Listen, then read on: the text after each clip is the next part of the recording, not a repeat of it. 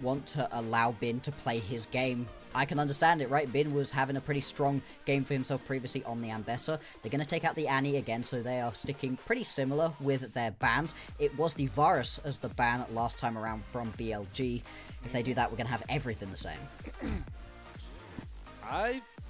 Sivir. Interesting switch up here from BLG. What does that signal? Maybe they like a matchup into the Varus. Maybe they have an idea of a comp that they can try and punish the Varus with. But like we've talked about, the reason Varus is so popular is he fits into so many opposing team comps, and he's kind of hard to punish from an opponent standpoint too. So yeah, why are we waiting? Just slam this already. Ooh. Oh my. You know what? I can understand it, right? This is a situation where it obviously makes lots of sense to immediately slam the Varus, but as Weibo, you're so suspicious of that. You're like, why? Why have they given that to us? What are they not telling us? Ooh. What? Okay. Ziggs mid? It's not Ziggs bot lane. What? Well, right? Okay, BLG are going to pick 5 ranged champions and try and outrange their opponent perma.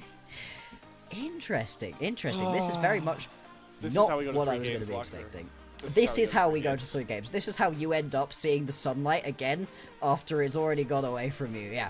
Interesting. Okay, we'll see what the rest of the composition is. We're not going to rag on it too much. When we saw the Ziggs previously, it was bad from WE, but it was bot lane. Now, we're very much expecting this to be the Varus picked up right here by BLG, and the fact that Weibo decided to move away from the Varus when it was gifted to them is very interesting.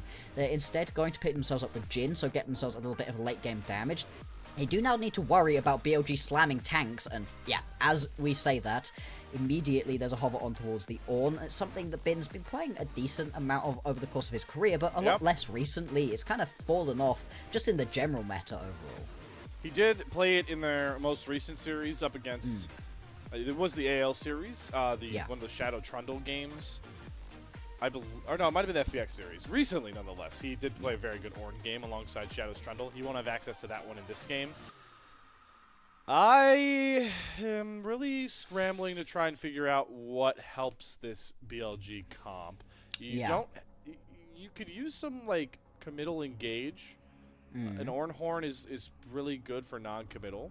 So I expect to see Shadow on a main tank or mostly primary playmaker. But that's not where Weibo are targeting bans to right now. Braum is a really interesting one to take away. Braum Varus does not really ever come across. No, but it does stop quite a lot of what you'd want to do as light, so you're kind of taking that away there. I mean, the Braum can also just be annoying during the early stages, especially if you end up pairing it up with something like the Sedge, Braum, Sedge, Ornn. You don't get to move in those team fights. I could see why they'd be a little bit suspicious of that. This is interesting. These are not the bans or the picks or the anythings that I was particularly expecting out of either of these teams. I mean, the fact that we're not seeing any pressure, any priority right now towards banning any more of the junglers away from Weibo, I think is very surprising. We keep talking about Shadow as a beating heart for this team, but they are currently far more scared about what Ornn is going to play. Yes, he managed to take away a couple of these big champions, but the Leona's still up, the Nautilus is still up if you're worried about Engage. I would be worried about Engage. I guess, you know, it's a Ziggs comp, so you want to take away Peel for the Ziggs. But, again, that's not the biggest worry, I feel like. The worry should be that you've picked a frontline that's not going to be super tanky by this point into a Nautilus that, you know, if you land one Dredge line into a Varus Ziggs combo, like right now, at least for Weibo, the targets that would get hit by that are getting deleted. So this Nautilus gains a ton of value, and I'm really intrigued to see how Weibo round this draft out. Leona, okay, that's Engage again, but these are still a ton of champions that if they get hooked, there's more than enough burst for BLG to just run a fight. Absolutely. I was also checking previously when we got the Ziggs bot lane if we'd seen Ziggs before this split, and we hadn't. That was the first Ziggs we were seeing. We're now seeing the second one right here that we assume is going to be a mid laner. We'll see how this works out. Really? This composition stylistically doesn't work. These are lots of champions who will want to do very different things. And how do you actually tie them all together right now? I like this. I think that the Jarvan makes sense in this situation. Being able to make sure that people can't get away when you drop a Mega Inferno Bomb on their head and send a piercing arrow through their hearts is really nice. This BLG composition, in and of itself, does work. The Ziggs is so weird in this composition that I'm genuinely wondering if it was a mistake. A blind Ziggs mid. Genuinely wondering if this was a misclick. Here's the thing, though. I think we felt a little bit questionable about both the starts of these drafts. If we're playing the recovery angle, BLG have done a much better job recovering from their slip-ups. If you want to call Weibo giving VARs a slip-up at this point. I don't know why didn't Tian want to play Jarvan here? Like Jarvan Rumble Lair, I don't know. Yeah, ooh, we got a lot to figure out when we get on the Rift, Bloxer. I absolutely agree with you right there. I think that the Jarvan would have made a lot more sense over on Weibo's side. Instead, what they've got for themselves is a composition that really wants to get aggressive early on with the Nocturne. Once you hit that level 6, these paranoias need to land. If you don't manage to make that first one into a kill, second one into a kill, you put yourself in such a big hole and you're just a light switch. You're a glorified light switch going on forwards, and that's not ideal. But then you've got tons of champions here that want to sit a little bit far back and deal their damage, but not have to fully step up. But who does do the stepping up right now? Because if it's your Nocturne and your Leona, they're just gonna die. But you don't want to have your Rumble frontlining, of course. You won't want your Azir constantly having to use the ulti to push people back away from you. It's just such an odd composition for them. And no matter what kind of havoc you create with this Nocturne Leona, like if you're jumping on Ziggs, all Ziggs has to do is wait for Shadow to go in with the Jarvan onto the Jhin, and it's like, okay, if I die, I'm going to trade the Jhin out because I'm going to drop an Inferno Bomb. A lot of head-scratching draft decisions. We're on to the Rift.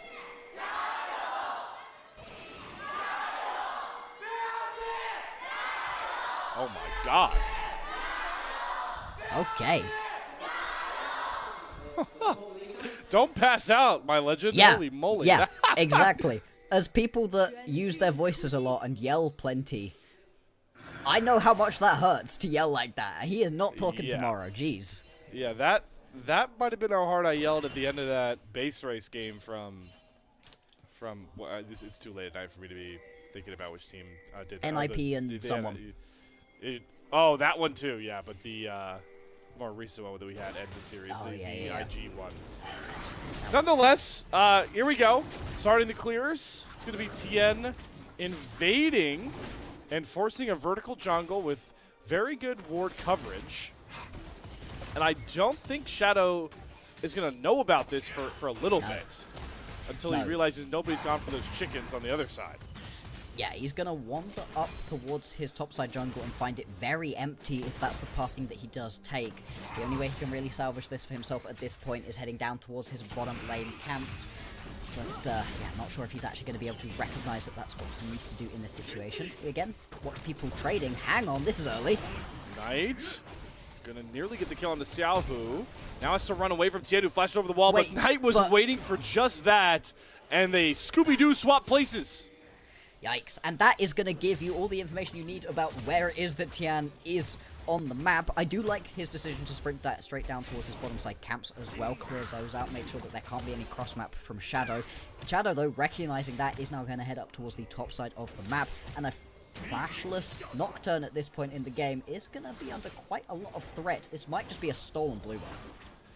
It will. This is going to be really funny because both junglers are going to get 2 red buffs and 2 blue buffs. The red buff has Tian pretty topped up health-wise. Shadow is going to need to smite this, and he will be able to run away from Tian, who again doesn't have flash, so it's not going to be able to chase him. I do think that Tian, though, comes out on top camps. Yeah, he should be up 2 camps by the time these full clears, as wacky as they are, complete. Yeah, he's going to find himself in a slightly better position, and obviously Nocturne not going to run out of mana too badly during the early clear. There's a couple junglers that would absolutely wreck, but not this one. As we watch bot laners trading heavily right here, Elk able to trade a ton of damage back. You can see those blight stacks, once they get going, can really start to hurt. And this is part of why we see the Varus pick ban at such a high rate. It's over 90% pick ban at this point in the game, and most of those are banned. Giving it over, it just gives you such a versatile, strong laner that then turns into an absolute wrecking ball once we get into these team fights. Tian trying to help Xiaohu get this wave up so he can get a reset off. Now he's just hounding him, willing to throw one of those bombs all the way under the turret to stop Xiaohu's back. Tian going to try and go for a greedy double grab, and it's not going to be able to cleanse that knockup from Shadow. First roam's on for On. So, yeah, that's going to make sure the crab is secured. Still a bit of a... this actually will almost catch Shadow up in camps as he picks this one up. Okay. I feel like we've now got a little bit of space to talk about the fact that there's a Ziggs in this game. Ziggs, I think, if I'm remembering correctly, is a massive counter to the Azir. Right? Like, which it is wins in hilarious, laning by phase the way. really strong. Yeah, so this is you counterpicking yourself, Xiaohu. Right, Xiaohu? Is this just Knight not caring? Knight's been playing, obviously, incredibly well this entire split. He had a great game in the previous one. He's been so strong recently. Is this just him saying, hey, it doesn't matter what he picks, I'll be fine, and I think he's going to pick Azir into me anyway, so it'll be extra fine? I wanna believe optimistically that on some level, BLG dared Weibo to pick some of these champions they left up. The Azir feels like the obvious one. Yeah. But again, the gumption to blind the Ziggs to land into a plus matchup just is unheard of. Not even just the LPL, just a lot of pro settings. Exactly. You are at, like, the top of your game. These players are all incredible. So to have the confidence to just be like, nah, I win those. Even if he counterpicks me. Because that, of course, there's such things as counterpicks to the Ziggs. If you are Xiaohu and you're confident enough to play something aggressive and assassin-based, well, bye-bye to Knight. He doesn't get to play this game out. But you can see right here, Knight is just bullying the guy during this early laning phase. He's going to be a constant threat on that mid tower as well, just trying to take plates away. I'm definitely racking my brain trying to figure out what champions, knowing Xiaohu would have been better in the spot, but I don't want to delve. Play the LeBlanc here, maybe? I think Aurora would have worked well too. Which Aurora is a champion that he's looked best on, but I don't want to dive too much further into that because there's a lot of stuff still going on the map by this point. As the first Mega Inferno Bomb is going to force Xiaohu back under his turret into another reset. Yep. What does Shadow want to do with this? Because he's got his bot lane up towards the top side, a dragon sitting and waiting on the bottom lane, with Grubs still about a minute 30 away. This is actually a good timer for Tian to, well, looks like threaten a dive. Or at the very least steal camps. I really feel like he should go for this dragon, though. Oh, and he's going to walk into Shadow instead. Spots him. Ooh, short flag and drag from Shadow. Actually won't get the knockup. Yeah, unfortunately, he wasn't quite able to put that one through. Otherwise, it could have been a decent chunk of damage going on over. If you manage to get the early jump as the Nocturne, you do win that 1v1, but if you get jumped, then you do not. It's all about who gets there first in that situation. Shadow just going to be able to take away this scuttle as well, and that's actually going to be very important for getting that extra bit of vision that should dissuade Tian from heading on towards that Drake. And like you said, we're still a little ways away from the Grubs coming up, but they're now under a minute in the future. With your bot lanes up on that side of the map, you can very much go up towards them whenever you want, although both these bot lanes... Oh, ow, that was rough for Shadow, actually, to have that stolen. Fun fact, that's Tian's first blue buff of the game. Yep. Which is crazy. And Shadow will reset to take his first red buff of the game. Unless he goes bot. It's crazy when you don't fall behind in camps to still have that be your first blue buff of the game. You're up in camps. You stole stuff away from your opponent. But, yeah, not necessarily the way that these early lanes usually go. Like I said, Drake available. Grub's now going to be up in 20 seconds time. Bot lanes have decided to stick around in the top side of the map. They do usually try to change themselves back down into the bottom lane at this point in the game, but instead are going to still be here. That first plate doesn't quite go over. Chris just about stops that one from happening. He's going to be very happy to have stopped that extra injection of gold going over into Elk's pocket. Yeah, I'm a little bewildered with BLG's priorities right now on these neutrals. I like that they shifted their bottom lanes up. Now they reset late for the Grubs. If you're the Ziggs mid team, which is still, again, bewildering, really want the grubs with your Ziggs that knocks down Yeah, turrets, but they've reset themselves into a hole where I don't even think they get any of them. I think No, they're just I a don't little know bit that too they late. could even go and take the Drake at this point, which would be the only remaining pickup instead. Looks like Shadow, he's just going to go for a clear onto his topside camps, bit of money into his back pocket, but doesn't get any effective stats for his team. And the Dragon's still up. This thing might not fall before like 10 minutes at the rate we're at. There's no camps for Shadow to even clear down towards that side. And again, the Rumble-Ornn matchup really suits Tian to take it. So a wacky draft from both our teams has led into an even weirder early game. Very, very odd. It's also a bit slower paced as we were expecting once again. Now, the level 6s have come through, of course, so we are watching Tian and what he can do with that paranoia. It's incredibly important for his game and for the outcome of this game to Weibo Gaming that they're able to pick themselves up. A great early paranoia, grab a kill, couple of kills, and then turn it around. Now, having this available to you around the Drake fight might be important as well, but currently we've got a lot of champions coalescing in the top side of the map, and not a whole lot to play around. This is a bit of a death funnel, but BLG are standing tall. Here's the smite over. Solar Eclipse is not going to hit. Oh, but the Deadly Flourish gets Elk to cleanse it. Yeah. That's the setup you get with that Leona ultimate. And the Crab costs a Summoner, and again, nobody looking to fight whatsoever. Maybe it's on. Does connect the Dredge line. Chains of Corruption a little far away, but the Depth Charge is going to line that one up. There's the Chains of Corruption. Nice. Gets the knockup. They're going all on to Crisp. Kill goes down nonetheless. Can Tian trade out Elk on the back end? Yes, 1 for 1. As the TP does come in from Xiaohu, and he's going to try and stream a shovel, but Shadow jumps into the Cataclysm. Nice. Look at the fancy footwork from Shadow. Jukes out 3 members of Weibo. Really nice. Shadow putting the schmooze on right there to be able to survive. But still, it turns into a 1 for 1. And it's unfortunate for Elk. That would have been his kill. But he ends up missing right there onto that piercing arrow because he gets jumped by Tian. He's blinded from the paranoia. Isn't able to see that one through. And it does give the kill over. Unfortunately, to On. Not exactly who you wanted to pick that one up. Still, though, BLG, they find a proactive play, manage to pick themselves up a little bit of a kill. They now get to come back out onto the rest of the map with a couple more components. No first items completed onto anybody right now, other than Breathe, who's actually has been able to complete that one. There's the Hex plate as well for Tian, a little bit of extra survivability, more ultis, of course. Right, CP gets him 2 solo plates. That's a pretty nice in the pocket. Oh my god, Shadow, remember there's a dragon. Okay, first we gotta get this replay. This is nice. This is a good early bit of aggression, but you do know that Tian is in the area. You are expecting the lights to get turned off. Piercing arrow just misses. Yeah, otherwise he would have been able to pick up that kill. That's why On ends up grabbing that kill, and it's a small thing, but we will track through if you end up missing an item breakpoint. Oh. Nice. Good. Sorry. That's a dragon. Picked up. It's such nice footwork from Shadow to use the Cataclysm as an extra dash to get away to then flag and drag out. It's just gorgeous. Not what we normally see Jarvan using his kit for. Both those abilities are a lot more about going forward, but hey, yes. Shadow makes it work, and yeah, the dragon does go down, and we are still just so dead even by this point. The dragon and the grubs are the separating factor. I do think the biggest thing is how is Breathe going to use his lead on this Rumble, and as funny as it sounds, how is Knight going to use this lead that he's got on his Ziggs mid lane? Yes.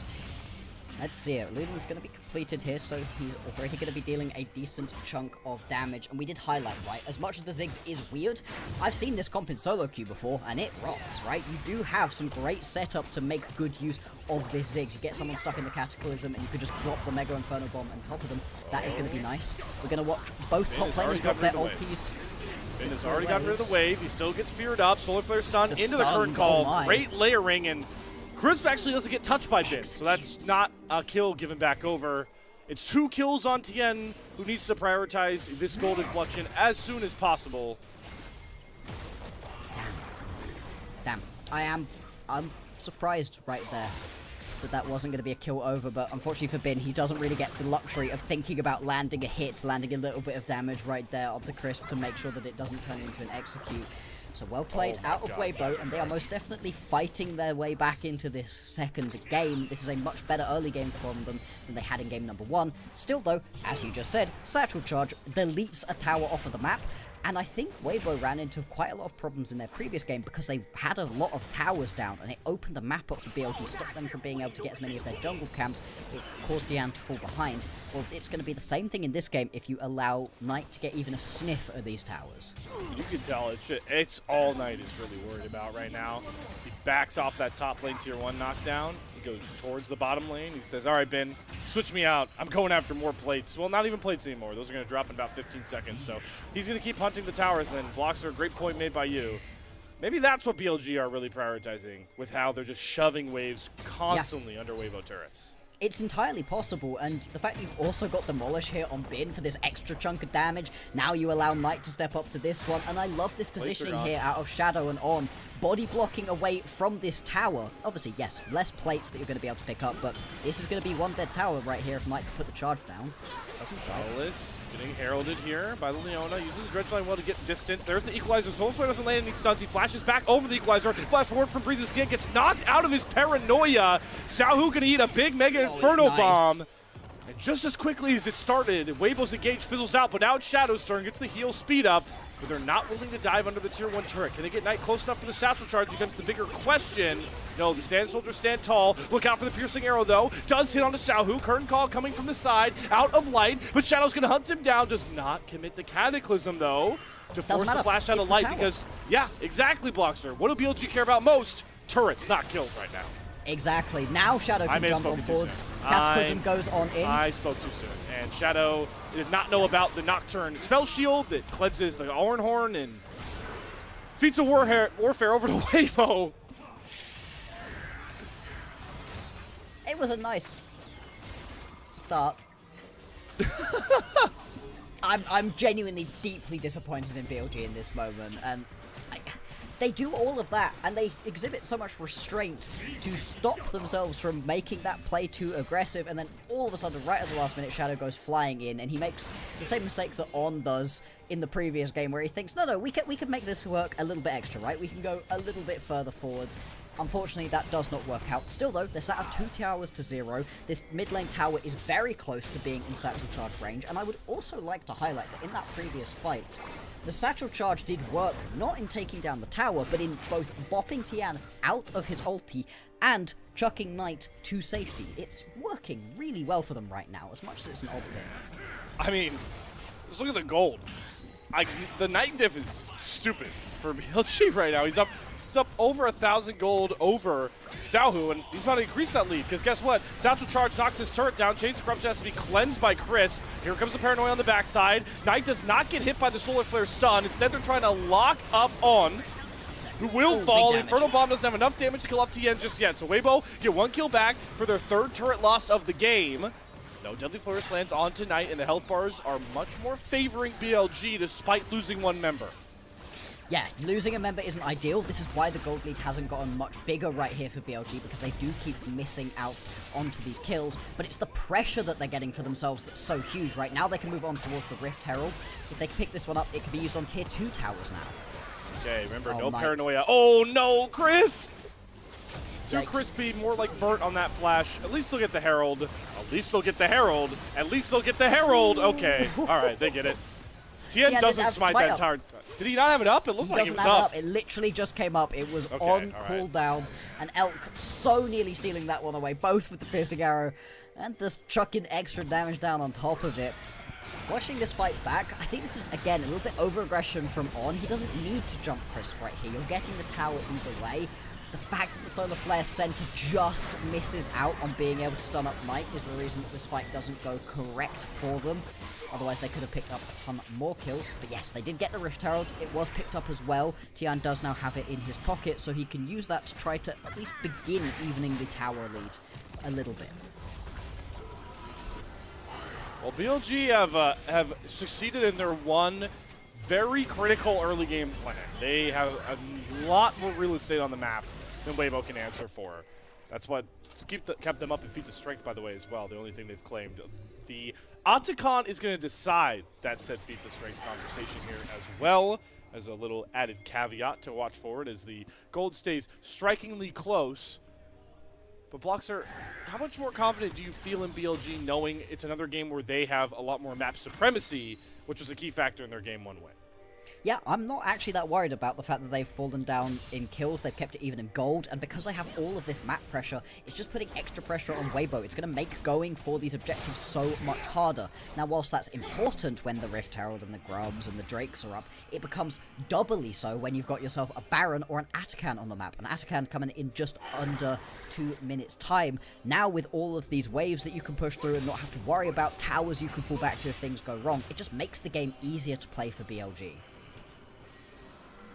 Also helps that the first guy to 2 items is clearly Knight, who is up multiple waves and gets so much value. I think he gets 5 or 6 plates, nearly all on his own in that early stage as well.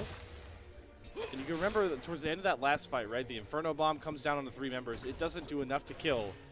That is not going to be a problem really for the rest of this game, depending on how chunked Weibo looks towards the middle stage of some of these fights. Absolutely. If Weibo get themselves a little bit low and then you put the bomb down, that's a great one-team fight. If you can chuck it out first and then they're already low going into these fights, again, it's like the Requiem, right? It's always something you have to have in the back of your mind that this could happen, and because they've got the setup to keep people in it with that Cataclysm, it just makes it extra scary to try to play around. But we also can't discount the fact that you get Varus in this game, and there's a reason Varus is so strong. He's in such a strong spot at the moment. Hang on. Oh, Xiaohu is getting wrapped by Shadow. The Sand Soldiers are too late. Shadow again goes over the Emperor's Divide. The Inferno Bomb doesn't hit the main target, but it gets enough damage, and Elk's able to cleanse Flash out of the Leona stun, and the body block comes through. Mr. President Elk, you get out to safety. Assassination attempt successful for BLG. Really, really nice to watch. That being said, though, you do end up chunking quite a lot of health off of the remaining members of BLG, so they can't turn that one around instantly into an Atakan. That's forcing the resets out, and that does mean, with Breathe sprinting his way up the map, Weibo, they decide that they can at least step up a little bit. I was wondering if they were going to start up the Atakan. They don't. With the map rotation coming through, look. That's a wave shoved right here from Breathe. He's going to be able to head back to base. I think he's going to have a second item completed on reset as well. With teleport available, Bin is going to be in a very strong spot. We talked about how much prioritization of these early turrets taken. Sort of an investment as we look back at this. Again, Shadow he goes over. Xiaohu. Yeah, he went right over exactly again. The right time. Yeah, it feels like it shouldn't work like that, but it does. As long as you press it second, you're going to be in your animation and untargetable for that split second right there. Really, really well done from Shadow, and he's been putting moves on this game using these Cataclysms defensively, which usually you'd say is a bad thing, right? You don't want to always be using your Cataclysm defensively, but it is what gets them the kill and stops it from being a trade. And these trades are starting to get more and more benefit here for BLG as they're once again chasing down Xiaohu, who doesn't have Flash, so that's going to be a key target to continue to go after. Another unsung play that BLG have made to put themselves in a much better spot despite the kills is we thought Otacon might decide the feats of monster slaying and the feats of strength overall. It's actually going to be this dragon spawning in about 30 seconds, and they would get themselves onto Ocean Soul Point. Yep. I think Tian had to use this Herald because it was expiring. Yeah, because this isn't perfectly in line to get them into the pit. No, this is off on the timing. I'm not even sure it's fully going to be able to crash. It should be able to. The wave's a little bit slow here for BLG. I don't know. Oh, yeah, it will. It will, but it's still not going to get them much for it, right? This is not going to actually take down the tower. Oh, here comes Bin. Horn into the depth charge, locks up the support.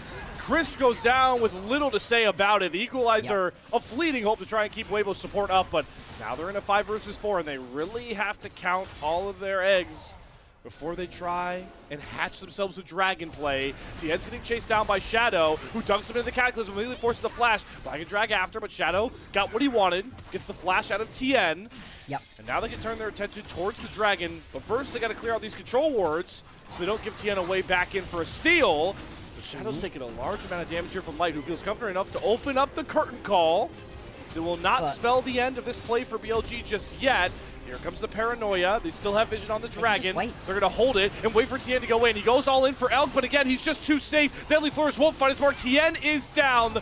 That mission was as one way as they come. Inferno Bomb hits Light down for about 50% of his HP, and BLG patiently play the fight and come out the victor.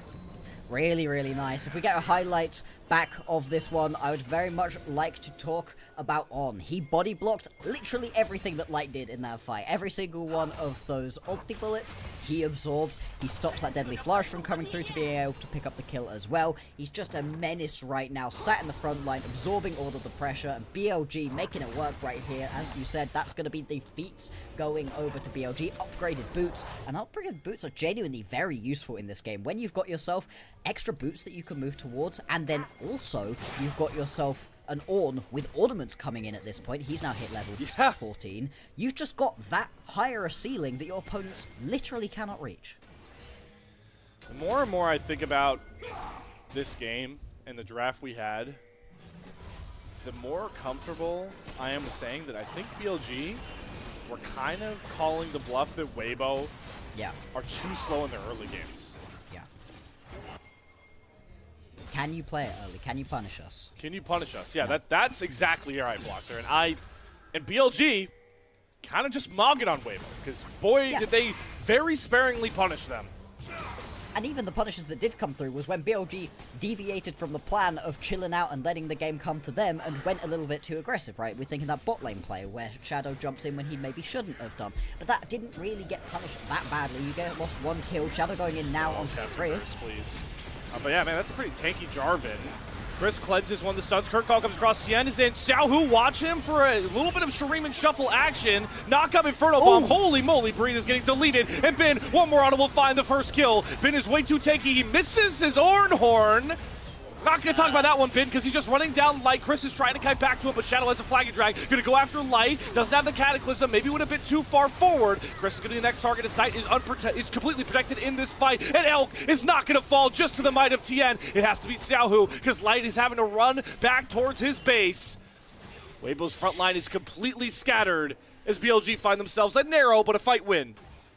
Yeah, it gets a little bit messy towards the end. If Bin actually manages to hit the second charge of his Ornhorn, it probably would have been a lot easier to play, but it doesn't matter because Knight is untouched the entirety of that fight, just able to keep stepping forwards. That's 1 Q! Ay, Knight is so strong in this game. So, do we just, like, never question a Knight pick again? Yeah. It already felt a little bit dirty to do it, but now I feel just it sad. was worth questioning because nobody is playing Ziggs mid at the moment, right? The Ziggs bot we could see. Nobody's blinding it, although I guess when your opponent counters themselves, that's cool too. But it's just the amount of damage he does right here. The Mega Inferno Bomb just deletes people. Look at this damage. It's so insane, and the burn keeps coming through. What happens? Is he stunned? He's stunned, right? He's stunned just at the top point at which he needs to be moving to be able to hit it. Fair enough. Ornn is an auto-attack based champion anyway. Watch Knight, he's chilling. He's chilling the entire fight. You cannot allow the Ziggs to just sit there. I don't think he took damage once in that fight. I think the damage he took was from like minions, or maybe a Jin trap that he was standing on. It's the BLG way, and it's hard to ever go against them. Knight is just in pristine position. He'll nearly be 3 items by this point, not too far away, and that satchel charge is so excited to just slap into this mid-tier 2 turret. A couple more autos from Elk to do it. Chains of Corruption going to hold Xiaohu in place as we go into the darkness. Inferno Bomb. Xiaohu's down to about half HP. Can't get anywhere into this fight. Tian's going all out after Elk, but maybe that's exactly what BLG wanted, because again, the force shot will not find the mark onto Elk. Elk survives, and that's the doom and demise of Weibo, and the Cataclysm might just be the cherry on top. 4 kills for nothing in the name of Bilibili Gaming. BLG, they use their health bars as a resource, very little left, but it does not matter in the end. It's just going to be Xiaohu available, and this should spell the Baron going on over. BLG are huge. This split, they have looked so good, and winning here is going to put them second in our standings. Biggest fight win. Baron shouldn't be contested by Xiaohu, sticking around a little bit too long, and Knight is going to punish him for it. The golden left hand looking to swat another fly down in his way. And they're not done with Xiaohu just yet. Depth charge isn't going to land. Inferno Bomb has to be flashed because the sweet spot would have sent Xiaohu packing. But Knight wants more max range Q. Nope. Another one. Nope.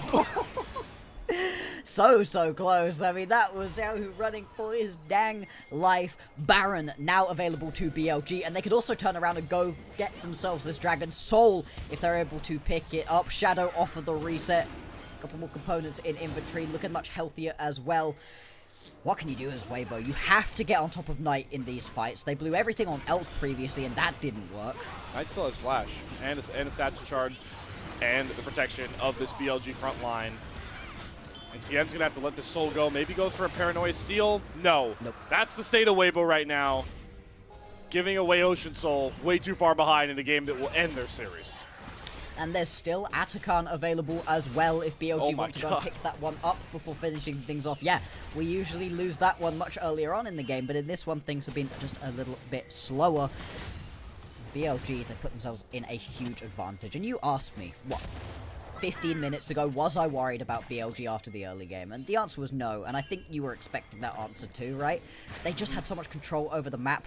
And this team, they just know how to make these fights work for them, even when it's a bit messy, even when it's scrappy.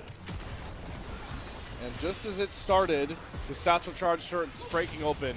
Might just be the very thing that ends it, because it's going to start off this fight where they go all after Xiaohu. Eats a depth charge, an Inferno Bomb, everything, and boy, can he not stomach it. Curtain Call coming on the back line from Elk, but there's just nothing to really find here except the corpses of his teammates. That force shot does finally connect onto somebody, but that someone is on who will valiantly give his life for the rest of BLG to wipe up another fight. And that's now just going to leave you two remaining members to try to stop against this push. I don't know that this is going to be the end for BLG, of course, but they certainly can crack open the base. Anytime you've got a Ziggs, towers, they don't really exist. Bye-bye to that one. Inhibitor going to go down too. And what a great inhibitor to be able to grab yourselves with the last little bits of your Baron buff. Bot lane, super minions pouring in. Now you can go play around the Atakan whilst not worrying about the state of these waves. I know you statisticians are out there and you're always looking for challenges, because you get bored with all the info you find out. Here's one for you. I'd like to know the latest Atakan take the LPL has seen. You can even push it out to major competitive play, because I would wager 30 minutes plus has got to be one of the longest. Yeah, absolutely. This has really just been able to sit for so long.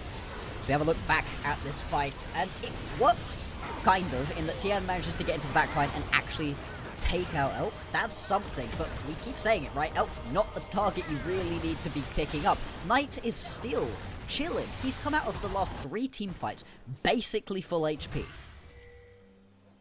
And when you get taken out of con this late with a 3.5 item Varus and a pretty damage-oriented Jarvan, yeah, this is what you can afford to two-man the Otacon at, let me see, I want to get the exact time for all those stats of people, if anyone's out there listening to me.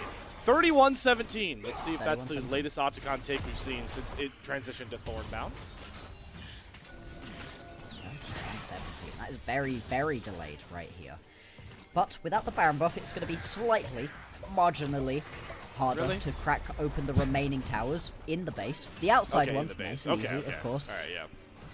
I still don't know that they're actually going to be able to stop this push right here. I mean, you do at least have an Azir who's got some decently long-range wave clear. If Light can step up far enough to actually be able to get the bounce off, clear waves, but yeah, you can see the respect being given from Weibo. They don't even trust themselves. All right, they're finally going after Knight. They do get the stun layer down, Inferno Bomb. Knight feared up. Will he die? The Shurelia's shield. Knight will finally burn through. But again, is it too little too late? That Ornhorn triple knockup from Bin says so, and he's flashing after Breathe. Sure, you lock down the golden left hand, but the rest of BLG is golden with an Elk pentakill.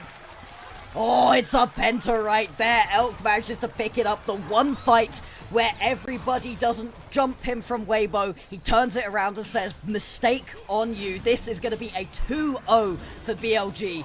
Weibo get dismantled. A head-scratching game, a unique single match of League of Legends, but disappointing not at all unless you're a Weibo fan. They will succumb to BLG and give up second place to Group Ascend as the prize. There is currently one reason that BLG are not the top team that we have in the LPL. And that's because they haven't played enough games yet. They look Yep. so strong right now. They are taking people out, and they are just not allowing them any way into that game. I love the fact that Elp gets jumped every single fight. Every single fight up until this point, they instantly jump him. They finally go, the problem is Knight. And I was like, no. I am also the problem. And this is what happens, right? When you give over a champion like Davaris. There's a reason it's got an 80% ban rate at this point in the game. It's so strong, and well-deserved pentakill for him there. He has having a bit of a sad game compared with the rest of the team, just because he kept getting jumped. I'm just enjoying all the awesome pentakills that I've been a part of. I wonder if that's going to become You're the moniker that I and you honestly, Bloxer, we should have had 2 today. Yeah, if you remember. Absolutely we should have. That was stolen away last minute, yeah. Yeah, that's wild. I mean, I don't know off the top of my head if this was Elk's first one. I know I've been a part of a couple other first ones. Awesome to see. Awesome to be a part of that, a little bit of that history. But yes, like we've talked about, I know out of the draft, Bloxer, like, I don't want to say disappointed. I was caught off guard. We were both caught off. I'll say we were caught off guard by how the draft transpired. We were head scratching it, but now that we saw it play out, that was one of the most creative game plans that I've seen from the team in the LPL this split. I love the way that they fully indexed into the fact that, kills are not our objective for the first 20 minutes. The one time they misstep and Shadow goes in, he gets punished for it, and they realize that, no, kills are not important. I love the way that Knight gets moved around the map right here. He gets to bully out his lane opponent for a little while, but then he gets sent top to go take a tower, then he gets sent mid to go take that tower, then he's bot lane to go take that tower. They're just ushering him around and feeding gold into his back pocket. And it's also worth mentioning, those first 2 towers he got were full plates. He was able to get 10 full plates, and then I think another 2 off of the bot lane tower before, at 14 minutes, while they're taking that bot lane tower, that's the point at which the plates fall off. So he's not able to get all 15, but he gets so many, and it's just a huge injection of gold that he's then able to pay the team back with massive damage. But even beyond that, it wasn't necessarily the Knight damage that I was really looking at in a lot of these fights. It was the way he was able to just buy them space. You now can't step up. You're constantly worried about the Mega Inferno bomb, but beyond that, there's a minefield you have to step through, and if you do step up, he's just going to satchel charge you back to your team. It's so annoying to play against a Ziggs who's being piloted by a player like Knight. Knight just showing why he is, no matter what's going on with BLG, no matter what's going on with the state of LPL mid laners, Knight is Mr. Consistent in the elite category. We talk about Mr. Consistent for teams, how they can be, a stabilizing force through some dysfunction. No. Knight is Mr. Consistent in the elite of elite categories. And thank you to, shout out, Alk. I know you're listening. Appreciate you, Alk. Actually, in no aspect was this Elk's first pentakill whatsoever. In a hilarious way. So this is actually Elk's 7th pentakill. I should have remembered he's an AD carry player. They get the most pentakills. But here's the funniest thing. This is not Elk's first pentakill. He has 7 now. This isn't Elk's first pentakill against Weibo. He got his most recent pentakill against Weibo in 2024 summer playoffs. And this isn't even his this isn't even his first Varus pentakill. His very first pentakill was on this very champion. So he's good on it, and hey, we keep highlighting it. There's a reason that this needs to be banned most of the time. Knight does 34,000 damage in that game, and this is exactly what we're expecting. Yeah, he's just all over this game. Xiaohu counterpicks himself for some reason, gets bullied around in lane, and then barely is able to find anything in the rest of the fights. And it's not necessarily... Okay, counterpicking yourself is bad on his front, but once you've done it, it's not necessarily his fault that the rest of the game goes wrong, because he can't play it. You see constantly he's getting moved on like that by Shadow. He got done dirty by Shadow twice. They don't even show the one where he leaped away from the Bruiser Vine. It's Shadow was all over him that game. Knight's just murdering people, murking opponents, and not ever getting touched until literally the last fight. Elk is the punching bag in this game, and he still comes out of it with a pentakill. This is an incredibly impressive game here from BLG. Tactical backdoor pentakill there for Elk, because you know what? it's going to steal a Knight MVP, by the way, as well. Surely it does. Okay, guys. Might, come on. If we don't...